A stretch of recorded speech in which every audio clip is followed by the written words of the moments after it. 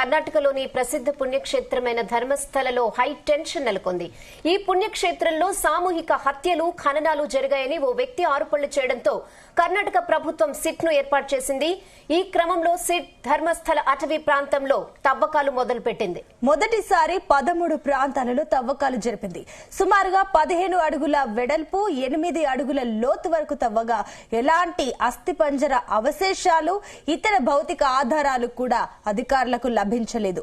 మొదటిసారి నిర్వహించిన ఈ తవ్వకాల్లో ఎలాంటి ఆధారాలు లభించకపోయినా సిట్ మళ్లీ తవ్వకాలు జరపాలని భావిస్తోంది. మొదట కార్మికులతో తవ్వకాలు జరపగా దాని తర్వాత జేసీబీ యంత్రాల సాయంతో జరిపారు.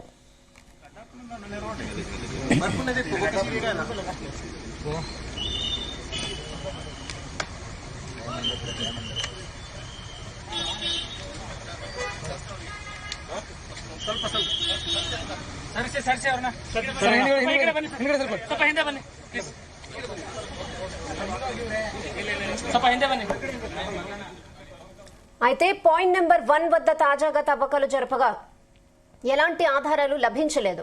మళ్లీ పాయింట్ నెంబర్ 2 వద్ద కూడా తవ్వకాలు జరిపే అవకాశం ఉన్నట్లు తెలుస్తోంది. అలాగే తవ్వకాలు జరిపేటప్పుడు ప్రతిదాన్ని కూడా వీడియో రికార్డ్ చేస్తున్నారు. 1998 నుంచి 2014 మధ్య వందలాది మంది మహిళలు, యువతులను చంపి పాతిపెట్టినట్లు ఆరోపణలు రావడంతో పెను దుమారమే రేగింది.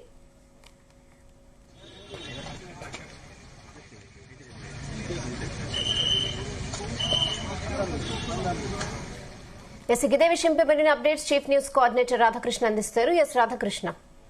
Good afternoon Rehana. దేశవ్యాప్తంగా సంచలనం రేపినటువంటి ధర్మస్థలి సామూహిక హత్యల సంబంధించి ఆరోపణలకు సంబంధించి సిట్టు విచారణ వేగవంతం చేసిందని చెప్పవచ్చు. సో జూన్ నెలలో ఒక వ్యక్తి, అంటే అక్కడ ధర్మస్థలిలో గతంలో పనిచేసిన శానిటేషన్ వర్క్ చేసినటువంటి ఒక కార్మికుడు ఆ ధర్మస్థలి చుట్టుపక్కల వందలాది మంది మహిళలు, అమ్మాయిలకు సంబంధించిన మైనర్ బాలికలను అక్కడ తన చేతుల మీదుగానే అక్కడ పూడ్చిపెట్టడం జరిగిందని చెప్పేసి సంచలన ఆరోపణలతో కూడినటువంటి ఒక పోలీస్ స్టేషన్ లో కూడా ఫిర్యాదు చేశారు. సో అప్పటి నుంచి కూడా కర్ణాటకతో పాటు దేశవ్యాప్తంగా ఈ యొక్క ధర్మస్థలి టెంపుల్ గురించి రకరకాల చర్చలు పెద్ద ఎత్తున అక్కడ ఉన్నటువంటి సంచలనంగా మారింది. సో నిజంగానే అంతమంది వందలాది మంది హత్యలు జరిగాయా, లేకుంటే ఎందుకు అక్కడ పూడ్చబడ్డాయి అనే దాని కోణంలోనే ఇప్పుడు అంతా చర్చ జరిగింది. అయితే ఈ నేపథ్యంలో కర్ణాటక ప్రభుత్వం కూడా ఈ మొత్తం ఏవైతే ఆరోపణలు వచ్చాయో ఆ కార్మికుడు చేసినటువంటి పిటిషన్ స్వీకరించిన పోలీసులు మొదటగా జూలైలో కేసు నమోదు చేశారు. జూలై 4వ తేదీన అప్పటి నుంచి విచారణను వేగవంతం చేశారు. సో ఆనాటి నుంచి కూడా ఎప్పుడైతే శానిటేషన్ కార్మికుడు గతంలో అక్కడ పనిచేసిన ధర్మస్థలి టెంపుల్లో పనిచేసినటువంటి కార్మికుడు చేసినటువంటి ఆరోపణలు, ఫిర్యాదుతో దేశవ్యాప్తంగా ప్రకంపనలు సృష్టించాలనుకోవచ్చు. ఎందుకంటే ధర్మస్థలి అనేది హిందువులకు అత్యంత చాలా పవిత్రంగా భావించాము. శివుడు కొలువైన అట్లాంటి అక్కడ ఆ ప్రాంతంలో ఇప్పుడు ధర్మస్థలిలో ఇట్లా సామూహికంగా హత్యలు జరిగాయి, అది కూడా లైంగికంగా వేధించబడి హత్య చేయబడ్డారని చెప్పేసి ఒక ఆరోపణ నేపథ్యంలో మొత్తంగా కూడా దేశవ్యాప్తంగా అంత నేషనల్ మీడియా నుంచి అంతా కూడా ఆ ధర్మస్థలి పైన ఫోకస్ పెట్టాయి. అసలు ఏం జరుగుతుందో తెలియని పరిస్థితి. ఆ ఆరోపణలకు అనుగుణంగానే ఎవరైతే సామూహిక హత్యలు చేయబడ్డాయి, ఇక్కడ పూడ్చిపెట్టాబని చెప్పిన కార్మికుడే ఒక పుర్రెను, అదేవిధంగా ఒక అస్థిపంజర అవశేషాలు తీసుకుని పోలీస్ స్టేషన్ కు వెళ్లి కేసు నమోదు చేయడంతో అప్పటి నుంచి కూడా మరింత ఈ కేసుపై ఆసక్తి మారింది. ఆ పోలీసులు కూడా చాలా సీరియస్ గా తీసుకున్నారు. కర్ణాటక ప్రభుత్వంపై వివిధ హిందూ సంఘాలు కావచ్చు, ఇతరత్ర లోకల్ గా ఉన్నటువంటి అన్ని సంఘాల నుంచి కూడా అటు నేషనల్ మీడియా మొత్తంగా కూడా కర్ణాటక ప్రభుత్వం ఒత్తిడి పెరిగి ఒక సిట్ ఈ మొత్తం వ్యవహారం పైన సిట్టు విచారణకు ఆదేశించింది. సో ఈ నేపథ్యంలో సిట్టు ఆ రోజు నుంచి కూడా ఫిర్యాదు తీసుకున్నప్పటి నుంచి వేగవంతం చేసింది. ఈ నేపథ్యంలో ఎవరైతే ఫిర్యాదు చేశాడో అతన్ని ఆ కార్మికుని తీసుకెళ్లి ఎక్కడెక్కడైతే అంటే అతడు చేసిన ఆరోపణలో ధర్మస్థలి ఆలయ సమీపంలో ఉన్నటువంటి కొన్ని ప్రాంతాల్లో ఈ శవాలను పూడ్చిపెట్టాము. అదే సందర్భంలో కొన్ని శవాలను నేత్రావతి పక్కనే ఉన్నటువంటి తీరంలో ఉన్నటువంటి ధర్మస్థలి ఆవరణకు సంబంధించి దగ్గరలో ఉన్నటువంటి నేత్రావతి నదిలో కూడా విసిరివేయబడ్డాయి, అక్కడ వేయబడ్డాయని చెప్పేసి ఆరోపించాడు ఎవరైతే కార్మికుడు. సో అతన్ని తీసుకెళ్లి ఇక్కడ మొత్తం అతను చెప్పిన ప్రదేశాల్లో ఈ రోజు తవ్వకాలు జరపగా అక్కడ దాదాపుగా గంటల తరబడి ఆ కార్మికులు కావచ్చు, జేసీబీలతో, యంత్రాలతో అతను చెప్పిన ప్రాంతాల్లో మొత్తంగా కూడా తవ్వకాలు జరిపితే ఎక్కడ కూడా అస్థిపంజరం అవశేషాలు కావచ్చు, పుర్రెలు కానీ ఎక్కడ కూడా లభించలేదు. దీంతో ఈ కేసు మరింత ఆసక్తికరంగా మారింది. అసలు ఈ ఎవరైతే కార్మికుడు చేసిన ఆరోపణలు నిరాధారమైనవా? ఎందుకంటే అతను చెప్పిన చోటల్లే ఇప్పుడు ప్రస్తుతము ఆ సిట్ ప్రత్యేకంగా తవ్వకాలు జరిపింది. దాదాపుగా 8 అడుగుల వెడల్పు, 15 అడుగుల లోపలికి ఆ మొత్తంగా కూడా ఈ తవ్వకాలు జరిపిన ఎక్కడ కూడా చిన్న ఆధారం కూడా అతను చేసిన ఆరోపణల దగ్గర ఆధారం లభించలేదు. సో మరొకసారి అతను చెప్పిన చోట మరింకో చోట దగ్గర కూడా పాయింట్ నెంబర్ 1 దగ్గర ఇంత స్థాయిలో పెద్ద ఎత్తున తవ్వకాలు జరిపినా అక్కడ ఏమాత్రం ఆధారం లభించలేదు. సో మరో పాయింట్ 2 నెంబర్ దగ్గర కూడా మరింత తవ్వకాలు జరిపే అవకాశం ఉంది. తవ్వకానికి సిద్ధమవుతున్నట్టుగా తెలుస్తోంది.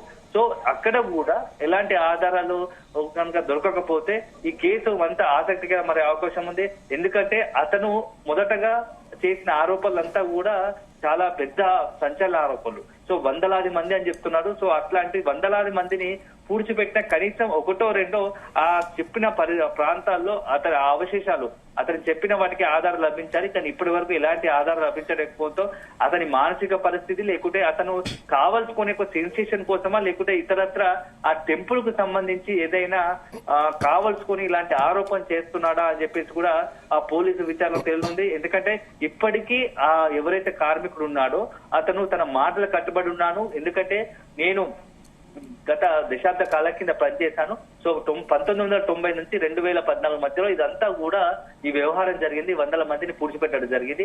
కానీ అట్లున్న పరిస్థితుల్లో మా దగ్గరి బంధువు కూడా ఒక అమ్మాయి మిస్ అయ్యి అక్కడ శవంగా తేలింది. సో అప్పటి నుంచి కూడా నేను పోలీసులకు చెప్దామంటే కొంత బెదిరింపులు వచ్చాయి. సో దశాబ్ద కాలం పాటు కర్ణాటక నుంచి వేరే చోట ఆ సేఫ్ జోన్ కి వెళ్ళాను, ఆ బెదిరింపులకు తాళలేకనే.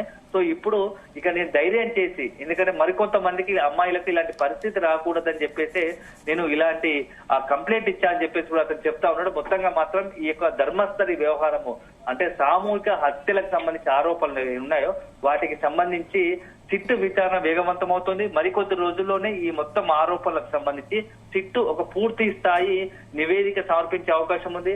నిజంగానే ఎవరైతే ఆ శానిటేషన్ కార్మికుడు చెప్పినటువంటి ఆరోపణలు నిజమా, లేదంటే కేవలం ఆరోపణలా, లేకుంటే అసత్య ప్రచారాలా అనేది మాత్రం సిట్టు విచారణలో తేలే అవకాశం కనబడతా ఉంది. రేహనా అంటే రాధాకృష్ణ ఇప్పటికే కొన్ని పాయింట్ నెంబర్ 1 వద్ద తవ్వకాలు జరిపినట్లుగా తెలుస్తుంది. అయితే ఎటువంటి అక్కడ ఆధారాలు దొరకలేనట్లుగా తెలుస్తుంది. దీని మీద ఏమైనా ప్రాథమికంగా పోలీసులు ఏమైనా డీటెయిల్స్ వెల్లడించారా? అంటే ప్రస్తుతానికి ఆధారాలు తవ్వకాల్లో ఎక్కడ కూడా చిన్న ఆధారం, ఎందుకంటే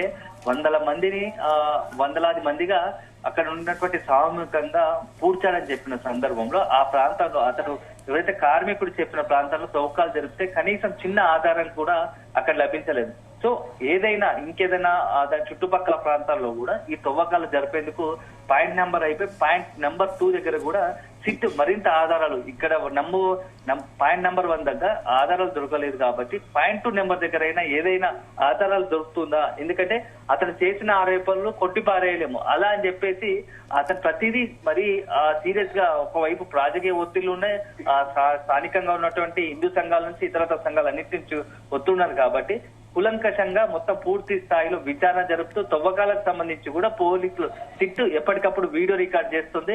భవిష్యత్తులో కోర్టుకు సంబంధించి, ఎందుకంటే ఇదంతా కూడా ఇప్పుడు కోర్టు త్రూ నడుస్తుంది, న్యాయస్థానంలో కేసు నడుస్తుంది కాబట్టి ఎలాంటి అనుమానాస్పదంగా ఎలాంటి సందేహాలకు ఇతర విమర్శలకు ఆరోపణలకు తావు లేకుండా నిక్కచ్చిగా దర్యాప్తు జరుగుతుంది అనే ఒక విషయం పరంగా ఈ వీడియో రికార్డ్ కూడా చేస్తా ఉన్నారు. సో ప్రస్తుతానికైతే పాయింట్ నెంబర్ 1 దగ్గర ఆధారాలు దొరకకపోవడంతో పాయింట్ 2 దగ్గర కూడా సిట్టు తవ్వకాలు జరిపేందుకు సిద్ధపడుతూ ఉంది. సో ఇది ఎందుకంటే ఇది కేవలం ధర్మస్థలి కర్ణాటకకు సంబంధించిన అంశం కాదు, దేశవ్యాప్తంగా ఒక పెద్ద దుమారం రేగే ఘటన కాబట్టి సిట్టు కూడా చాలా జాగ్రత్తగా ఆచితూచి విచారణ చేస్తోంది.